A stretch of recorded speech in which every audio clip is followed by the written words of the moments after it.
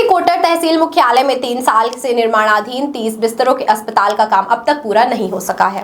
नई बिल्डिंग के लिए खरीदे गए लाखों रुपए के उपकरण और फर्नीचर पुराने पीएचसी भवन में रखे हुए हैं। 14 अगस्त को हुई मूसलाधार बारिश के बाद पुराने भवन में करीब 2.5 फीट पानी भर गया, जिससे वहां रखा सामान एक बार फिर भीग गया।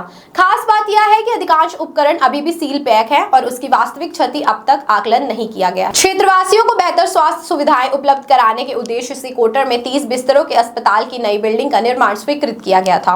भवन का अधिकांश काम पूरा हो चुका है, लेकिन अंदरूनी काम बजट के अभाव में अटका हुआ है। बताया जा रहा है कि ठेकेदार को भुगतान नहीं मिलने के कारण निर्माण कार्य बंद पड़ा है। ऐसे में अस्पताल कब तक शुरू होगा, इसकी कोई स्पष्ट जानकारी नहीं है। नई बिल्डिंग के लिए खरीदे गए बेड, मशीनरी और अन्य उपकरण करीब 2 साल से पुराने पीएचसी भवन में रखे हुए हैं। एक्सरे मशीन को छोड़कर अधिकांश सामान इसी भवन में रखा गया है। बारिश के दौरान पुराने भवन में बार-बार पानी भरने से इन महंगे उपकरणों की सुरक्षा को लेकर गंभीर सवाल खड़े हो रहे हैं। इस बार भी पानी भरने के बाद सामान की भीगने से नुकसान की आशंका बढ़ गई है। कोटर पीएचसी में जलभराव की समस्या पहली बार सामने नहीं आई है। पिछले साल भी बारिश के दौरान अस्पताल परिसर और वार्डों में पानी भर गया था। इस बार 14 अगस्त की तेज बारिश के बाद दोबारा अस्पताल में पानी घुस गया है।